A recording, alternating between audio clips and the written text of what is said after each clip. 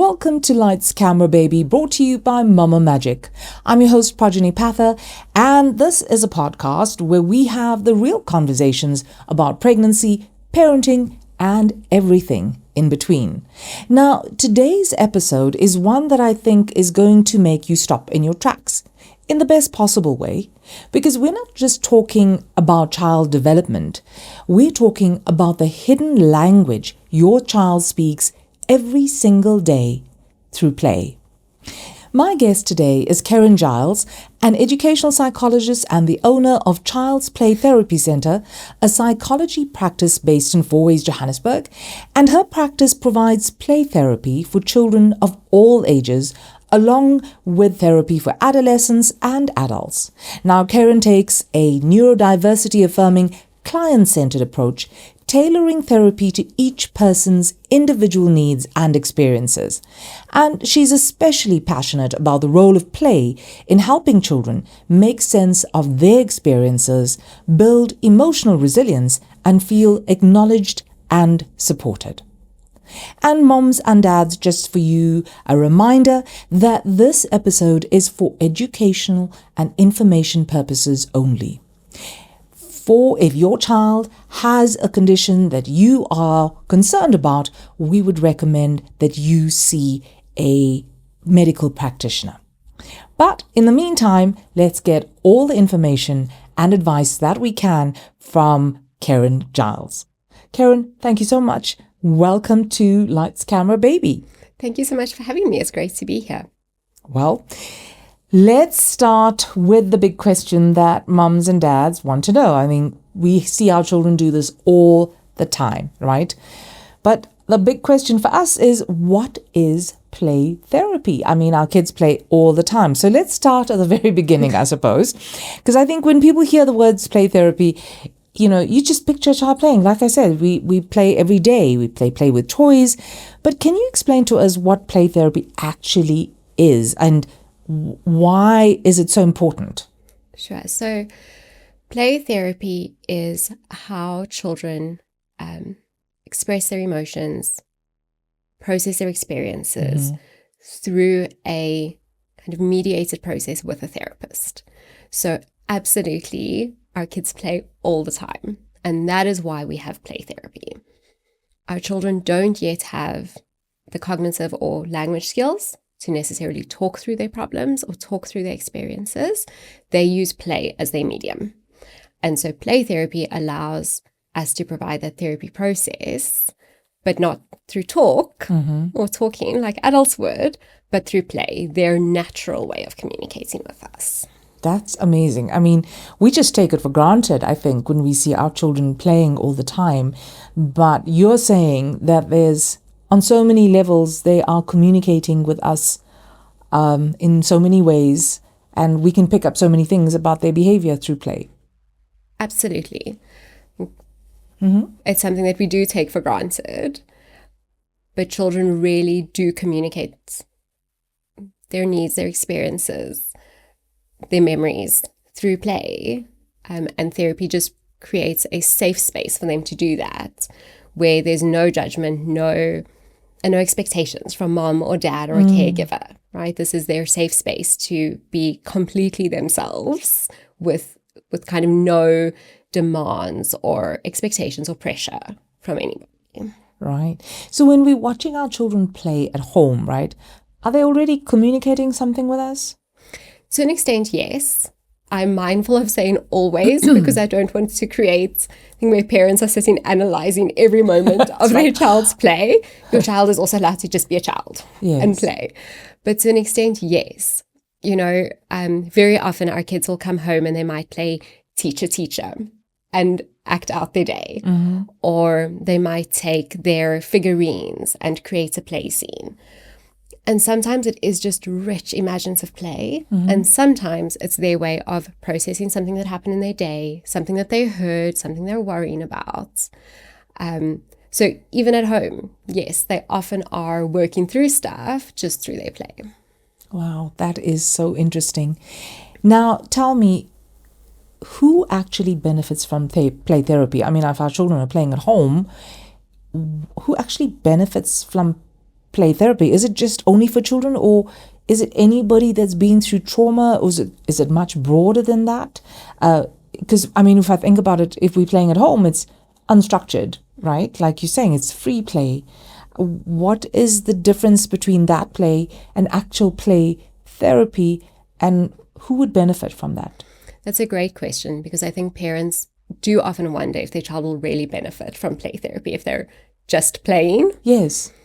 But I think the biggest difference with the play therapy process is, although it is client-centered, and so there is an element of unstructured play there where the child leads the play, because it's being done through a process with a clinically trained professional, we are able to use that play to scaffold the development of skills, emotional regulation skills, coping skills, support the child in problem solving.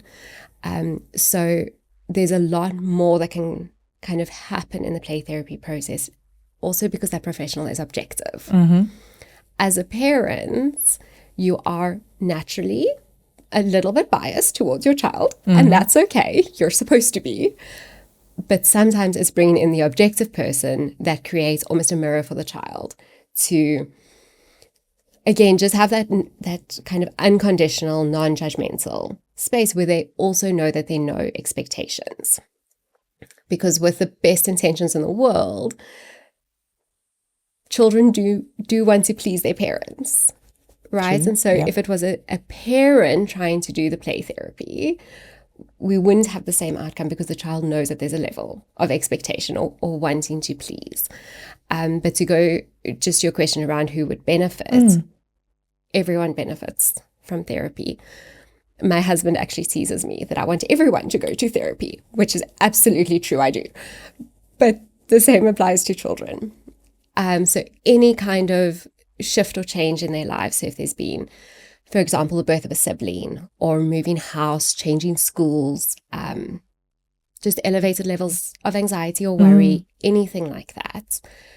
But I also want to say that play therapy really just helps as almost a proactive, preventative approach as well. So it's I've had that experience where my child was in a class and we had a biter, right?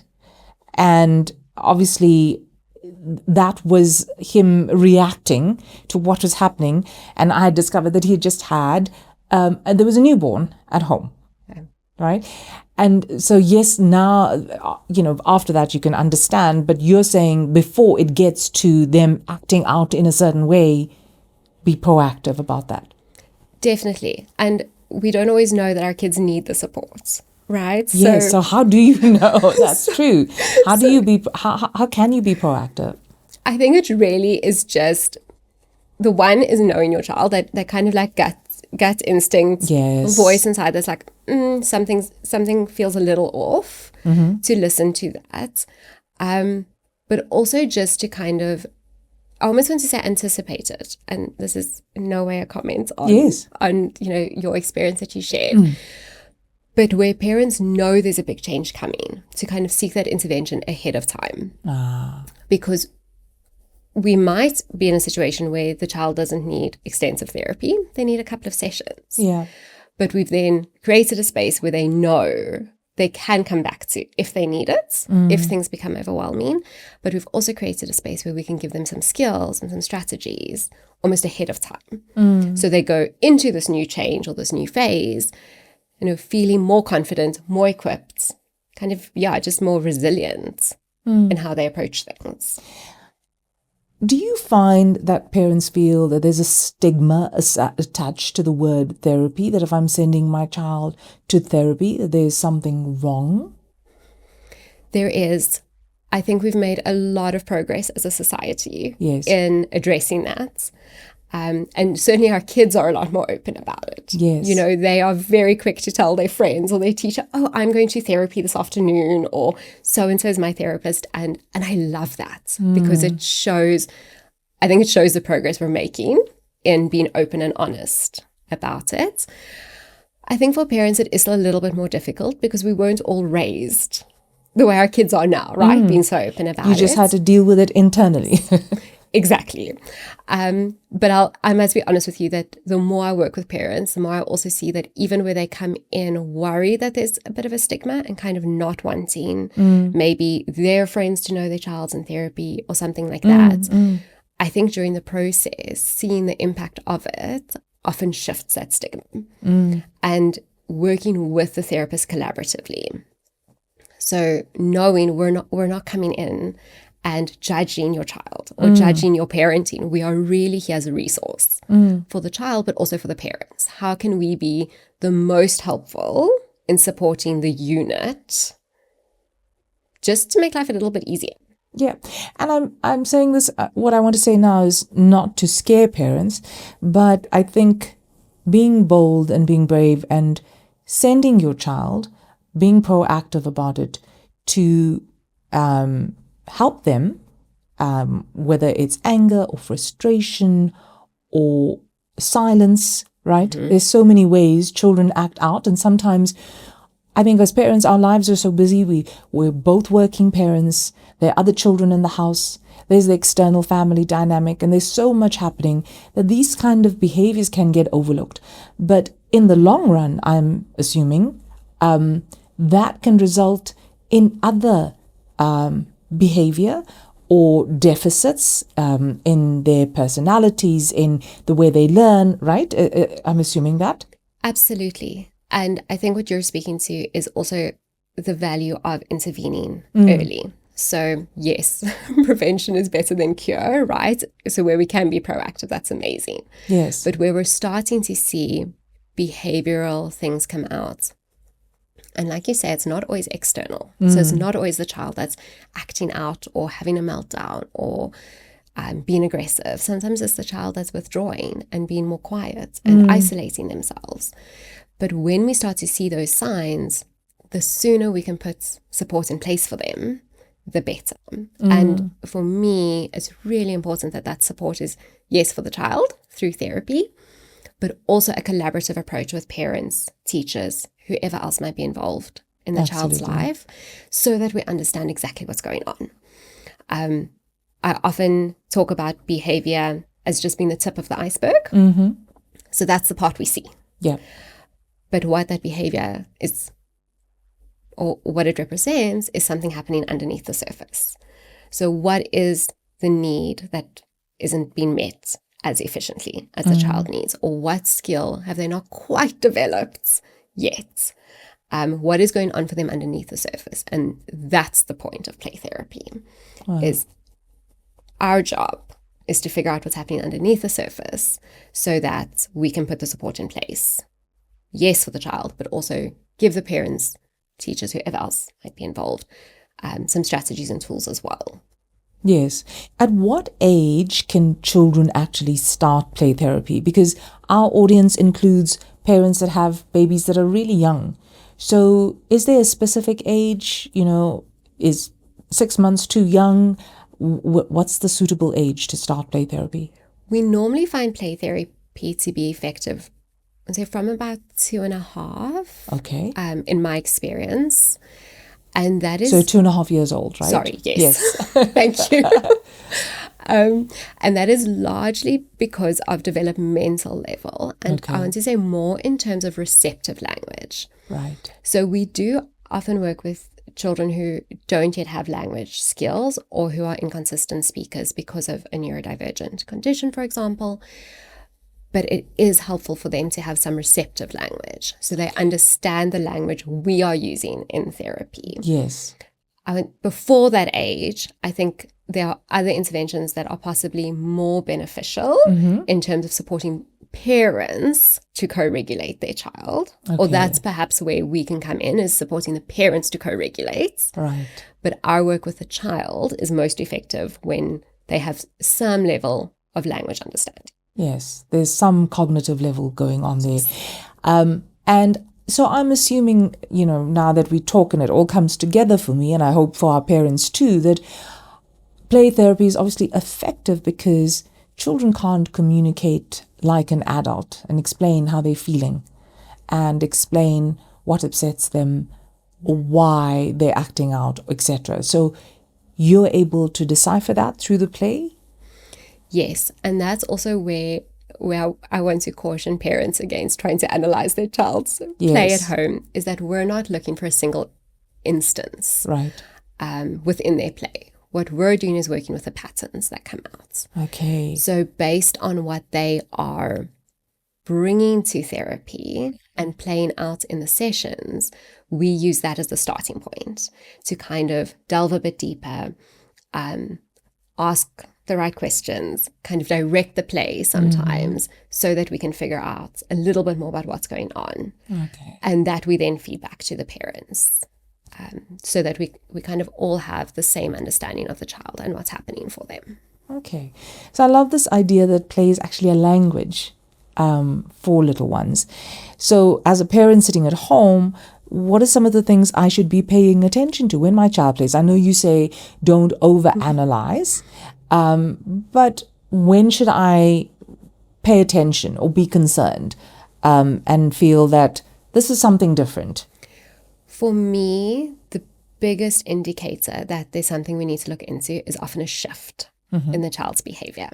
And that applies to play as well. Okay. So if they, for example, were often doing rich imaginative play, creating these stories, and suddenly you have a child that's more withdrawn, doesn't really want to play, is playing on quite a superficial level, that for me is an indicator we need to look into it more than something specific in the play.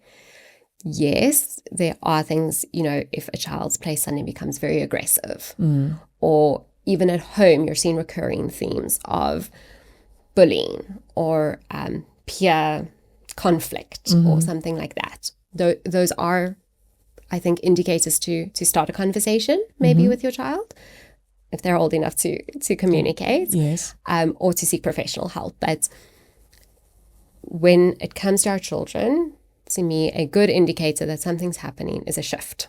Right. And it doesn't have to be in one way or another. It's just different to how you know them to be.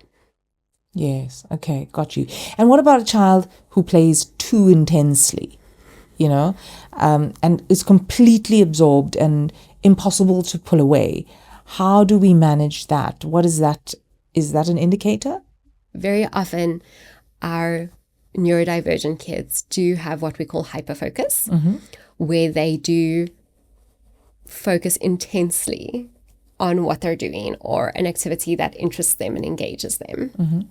So if we're looking at kind of what you're describing in terms of a child that plays intensely, if we're looking at that through the lens of a child who is neurodivergent, it's probably quite normal for them. Right? I don't necessarily think it's a cause for concern. It's just something to be mindful of in terms of, let's say, in a classroom setting, for example, are we able to shift their attention from what they're doing, which invariably is something fun and play-based, to the task we need them to do? And that, again, isn't necessarily a deficit or something wrong. It's just, if that's a little bit more difficult for them, that's something we maybe need to look into. How do we support them, or how do we use their interests in the more structured activities as well? Okay. So for parents that are watching now, how would they know when something they're seeing is not normal child behavior, so that they know when to seek support? I mean, you've mentioned a few things now, but just to reiterate, what are we looking for? Sometimes we don't see it, right? Because like I say, we are multitasking, and as parents, and sometimes it's right in front of us and we only realize it quite a while later on, but better late than never, I suppose. But what are we looking for actually? I think we're looking for certainly a shift in behavior, right? Like I mentioned. Yeah. But we're also looking for behavior that is impacting their functioning. Okay. So is something that they're doing or something that they're going through impacting how they're doing in a school setting? So in the classroom, it's impacting their learning, for example, or their focus or engagement. Right. But also, and this is what we kind of often see first with our little ones, is it impacting their relationships? So maybe peers don't want to play with them because they play a bit rough. Or, they're having lots of conflict with peers in the classroom, for example. And here I want to say that I think it's sometimes difficult to hear the reports from school. No one wants to be getting that call from a teacher. But very often, school is where we see the behaviors come out first, because school places a lot of demands. Even for our little ones, it's a day where you have to kind of follow rules, abide by social convention. That is true. Be regulated, be calm, it's a lot of demands. And so we're probably going to see the behaviors come out there first. So if, in addition to what we're looking at home in terms of shifts in behavior, knowing big changes are coming up, maybe things like that, but also to take note of what the teachers are sharing. If your child's teacher is saying to you, we're seeing them become a bit dysregulated when this happens, or, it seems like most break times we're suddenly seeing aggressive behavior that we're not seeing in the classroom, for example. I think those kind of reports from school as well are really important indicators. Now, that's such an important message, right?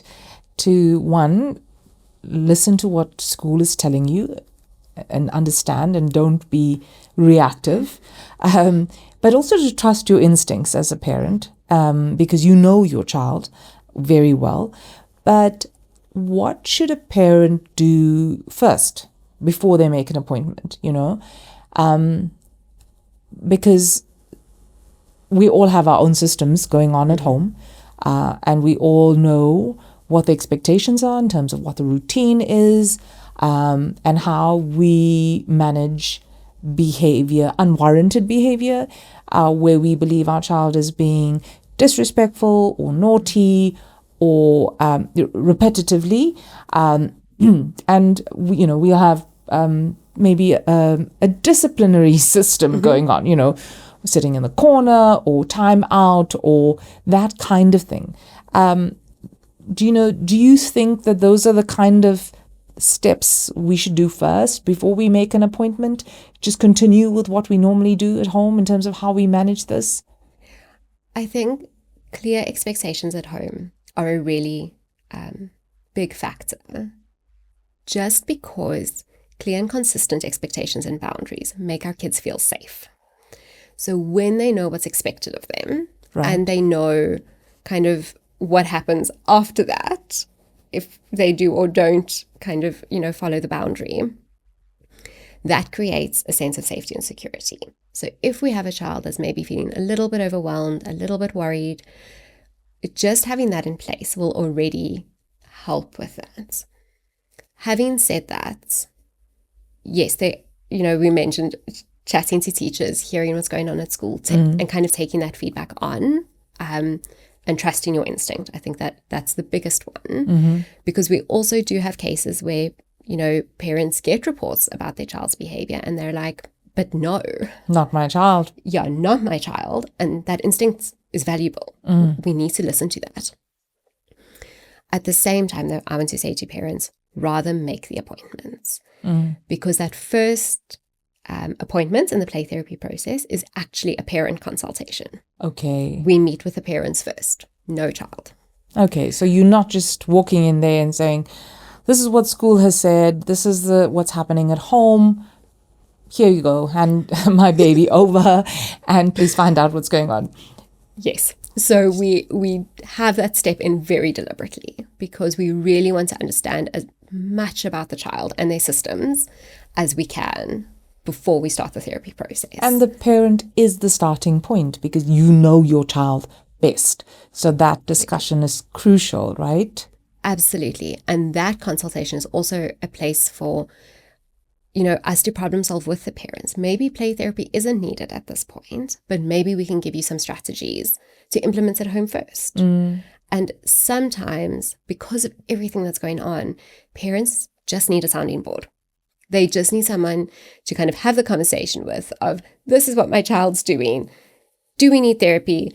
What do we need to do? Where to from here? And so that that's why I say rather book the appointments. In that first consultation, we can always talk about, is therapy needed? Is it the right way forward? But like you and I said earlier, early intervention. So rather start the process, start the conversation, and take it from there. I'm just thinking, as a parent, you listen to school, you come home, you chat with your partner, and you either disagree with the school completely because you and your partner know best, know your child instinctively. If you share with other members of your family, the aunts and uncles or the grannies that are very involved in the child's life as well, we all have a very biased view of the child. So I'm thinking, when you're coming to this appointment, it is a neutral space. It is an objective space to decipher what is going on before we draw conclusions, right? Definitely. As much as it is a non-judgmental, accepting space for the child, it's that for the parents as well. Yes. And that's why it really is a good starting point for a conversation around what's happening for the child, what's happening in their life at the moment. Because like you said earlier, we don't always draw the dots or join the dots when it's our own lives. That right? is so and true. So sometimes having that conversation with a professional, kind of, you can put the pieces together around, okay, so maybe that was a factor, or maybe we need to shift this one thing, right, and see if that helps before we look into therapy or kind of a more formal intervention. Okay. Now let's move on to neurodiversity, right? And you describe yourself as a neurodiversity affirming practitioner, but I want to unpack that for our moms and dads that are listening, because I think it might be a new concept for some of our listeners. What does that actually mean?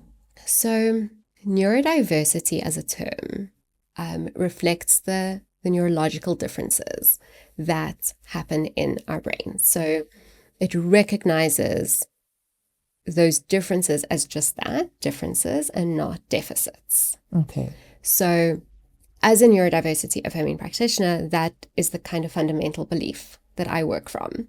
So I am not going to try and fix your child or cure them or change who they are. I am going to support them and support where things might be a little bit more challenging for them and help them develop skills for that. But I'm going to accept them for who they are and affirm those differences as being kind of part of who they are fundamentally as a human, not as something that is wrong or needs fixing. Okay. So it's not about what is lacking. No. And I think that is very much where we're kind of still seeing a bit of kind of tension in the belief systems within society. Yes. Is, our neurodivergent conditions like ADHD or autism, are they deficits? Because they are still people who hold that view. Or are they, and this is where we're really moving towards, and it makes me so happy, that neurodiversity affirming approach where it's not deficits, it's not something wrong, it's not something lacking. It's just a different way of experiencing and interacting with the world. And so as a neurodiversity affirming practitioner, that's the stance I take. I love that lens of understanding that it's a different way of experiencing and interacting with the world. And that is so true, because we can claim that, all of us have different lenses in which we view the world, and our behavior and our experience shape that lens, right? And so too for neurodivergent individuals, So for parents who now may have received a diagnosis of their child and having either autism or ADHD or dyslexia even, how do you help them move from this moment of fear, to empowerment? Receiving a diagnosis is scary. I think very often parents do worry that it's going to label their child and that label is going to follow them. And I understand that. I think, a lot of our parents that sit with us have also already had that experience. But really what a diagnosis does is it gives you a lens to understand the child better. And it gives you a map on the kind of that guides you on the way forward. So for me, if you're going to give a diagnosis as a psychologist or a doctor, it has to be because it serves the child. It helps us as practitioners, but also then the parents understand their little human and their experiences more accurately. And I think it's important that we acknowledge that that is a journey for parents. And it's important that they have support along the way, you know, whether it's as part of their child's process or their own separate process. Yeah, true. But just to really also give parents the knowledge. So it's not just a label. Yeah. It's not just this word. This is what it means. And so I feel very strongly about helping parents to unpack what the diagnosis is, with, you know, resources and kind of that psychoeducation around it. And then also just to support them through their own journey. Of course. So what about the guilt that so many parents feel when they get this diagnosis that their child has one of these conditions, and you start to immediately question yourself as a parent? You know, what did I do wrong? Did we cause this? How could we have done our parenting any better? How do you manage those thoughts?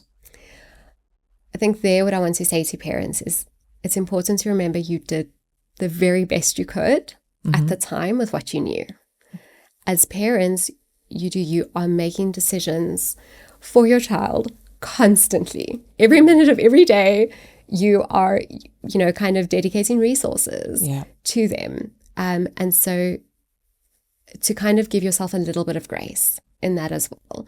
You know, something like neurodivergence that we're talking about now, that's not caused by parenting. That's a neurological difference. And so I really just want to say to parents, be kind to yourselves. You are doing the best you can, and you're not alone in your experiences. I think that's the other thing. Often a diagnosis makes parents feel like they have this completely different child and different world now that kind of sets them apart from everybody else. And I really just want to emphasize, you're not alone in it. There are other parents experiencing what you are.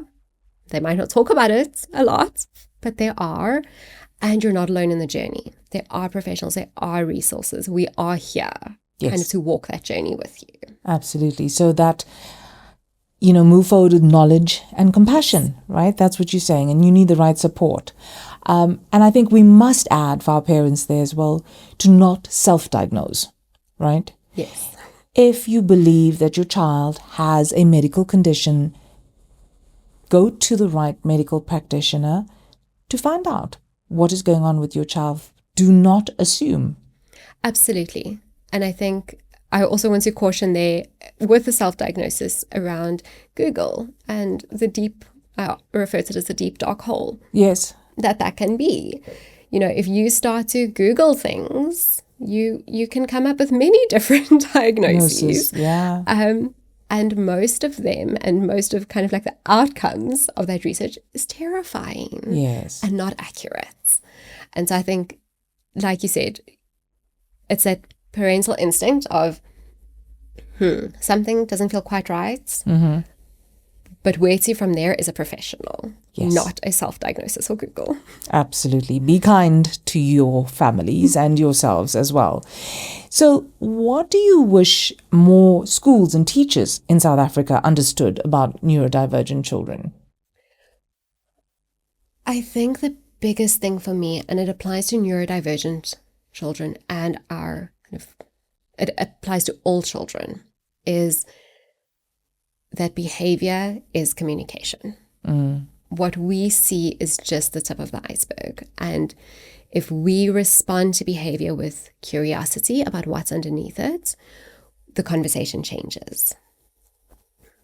Then we become so much more aware of what else is going on for the child. And we kind of approach it with the intentional inclination towards support rather than discipline or punishment. Yeah. Because then we're seeing a child who has a behavior because of an underlying need. And I think that shift for me would make such a difference, that the child that has been labeled as naughty or defiant or not listening, that's just a little part of it, and they're communicating something to you with that. And it's our job as the adults to go, wait, what are they trying to tell us underneath? So instead of going into labeling, rather try to understand what those unmet needs are and how do we create an inclusive environment for those children, right? Yeah. So it is quite an ecosystem that we have here for the child between the parent and the school and your caregivers outside the school and outside, when parents are at work as well, to ensure that we're meeting those needs and spotting the areas of concern, right? So and it's a village that we have behind this child. We also need to acknowledge that, and making sure that, I suppose, we get feedback from everybody, because we might be seeing something that everybody else might not, or we might be hypersensitive to something, right? Yes, it does take a village. And I think, what we've also found in practice is that being able to, yes, get information from all the role players is valuable, and obviously with the parents' consent, but it's equally valuable to give that feedback to the role players. Uh-huh. So if there's an au pair or granny and granddad do, a lot of the afternoons, for example, to include them in the feedback process. Yes. So if we're going to put strategies in place for the child, it can't just be during the hours with mom and dad. It needs to be consistent. And so that means, in a broad lens, home and school, but home also involves different systems, like you say. Yes. They're sometimes with other caregivers. At school, they might be with aftercare. Or, so to really make sure that, yes, we're creating as consistent support as possible across the environments. Absolutely. Now, I want to do a quick myth-busting session with you, Kerryn, because I think parents hear things all the time, and I would like your honest response. I'm sure our parents would as well. So, when we say play therapy is just playing, my child plays at home for free. Myth or not? I've heard that one, and that is a myth. My job looks like just play, and it feels like play often. I love my job.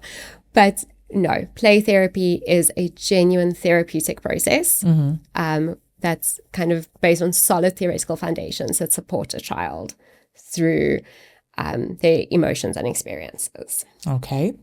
Next one being, my child will grow out of it. Myth. And, they will develop skills, sure.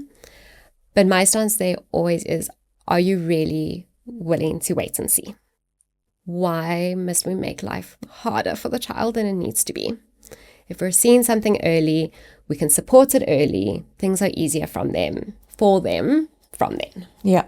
So that going back to that early intervention and being proactive, like you said, right? It's for the best outcome long term. Absolutely. All right. Next one. Getting a diagnosis will label my child forever. I really want to say myth. And I think, the reality is we can't control other people's perceptions. Right. But that's not the point of the diagnosis. The diagnosis gives us a way to understand the child and a way to make sure we're putting the right support in place at the right time. So the diagnosis allows you to understand the child, but not define the child, right? That is a beautiful way of putting it. Right? I love that. Yeah, because then it's not about the label. It's about understanding. Absolutely. And the label isn't who they are. It's just giving us a way to understand them better. Yeah, and provide the right support, right? Yes. So that, because each child and each diagnosis has a different way of managing that. Absolutely. And the support looks very different, right? So something like dyslexia, for example, as the child, yes, when they're learning to read and write, there are going to be certain strategies. But as they get older, we're actually going to be wanting accommodations, for example, for tests and exams that, give them extra time. Right. Or maybe allow them a reader or a scribe or something like that. So that diagnosis also allows us to unlock support. Okay. Wonderful. Another one here we've got is neurodivergent children just need more discipline. Myth, and please no. I think all children need validation and consistency and structure. And I think all of our kids just need more understanding. Just that we understand that behavior is telling us something. And you can't out-discipline a neurological difference. So if we can figure out what's causing the overwhelm, the dysregulation, the anxiety that's creating the behavior, we can kind of support the child more effectively. Okay. So I suppose it's just understanding what they need, right? Like you're saying. So you can co-regulate. Yes, I get that. And it also happens in different environments, and yes, hard to just bundle into one package and say, this is naughtiness.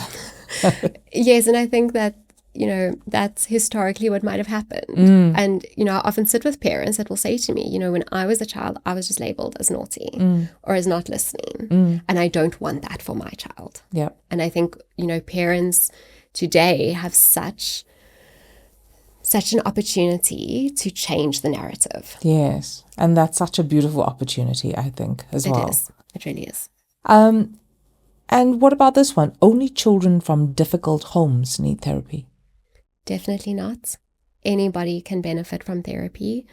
And, like we said earlier, it also doesn't have to only be reactive. So we don't only have to put therapy in place when we see a behavior or when we see a child struggling.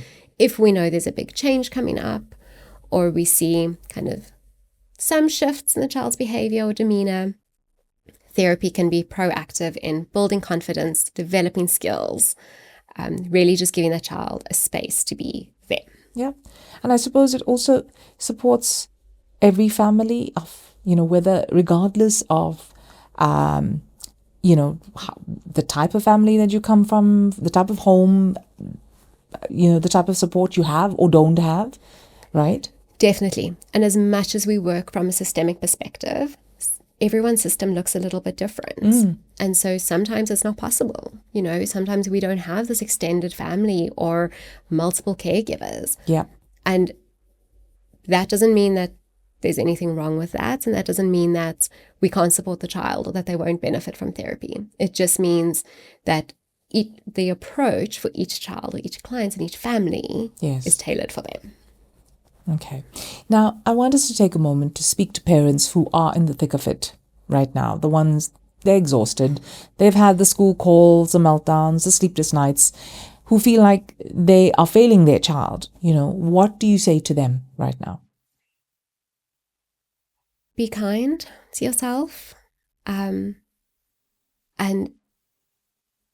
I think, again, that you're not alone in this. It can feel so overwhelming when, yes, it feels like, school is phoning, your child is maybe not happy, they're showing anxiety, they're meltdowns. It can be a lot for a parent to kind of take on and hold and sit with.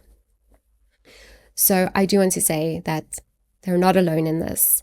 And there is support out there. There are other parents who feel like they do. It doesn't feel like it in the moment, but I promise there are.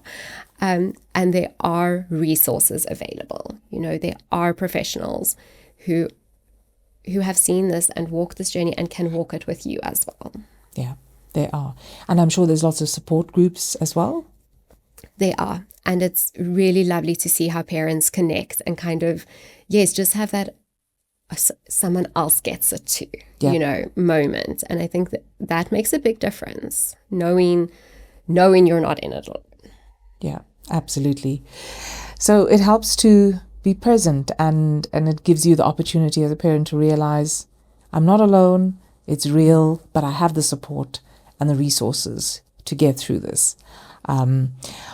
So before we wrap up, Kerryn, I would just love to ask you, what is the one thing you want every parent listening today to take away from this conversation? What would that be? I think that your child's emotions and experiences are valid. They might not make sense to you. You might not have had the same emotional reaction or the same behavioral response, but that doesn't make their response or their emotions any less valid. And I think, if as parents as well, we can look at our child's behavior or their emotions, and instead of responding with kind of judgments or maybe a tendency to discipline, but to take a moment to go, what's going on underneath it? Why are they reacting this way? And shift to that lens of curiosity. That goes a really long way in understanding what's happening for your child beneath the surface. Absolutely. Well, thank you so much. If our listeners want to reach out to you, where could they find you? So I would suggest our websites, www.childsplaytherapy.co.za. We are also on social media. Okay, wonderful. Work quite hard to put out informative posts and kind of share knowledge around the different topics. And they can find the links to that on our website as well. Well, thank you so much for all of that information and advice.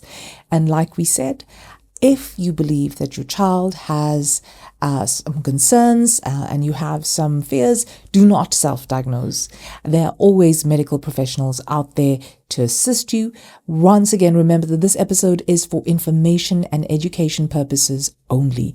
So please seek professional advice to diagnose any concerns that you might have. And to all our listeners, if you enjoyed this episode, please feel free to share it with another parent who needs to hear it. That is the biggest gift you can give to them and to all of us. Remember, you can find us on Apple Podcasts, on YouTube, and on the Mama Magic website. And if you have a topic you'd love for us to cover, you can drop us a message. We promise to read it and try to find the expert that's going to help cover that. And once again, thank you so much to Kerryn Giles. This has definitely been a warm and eye-opening session. It's exactly what our community needs. So thank you so much for sharing.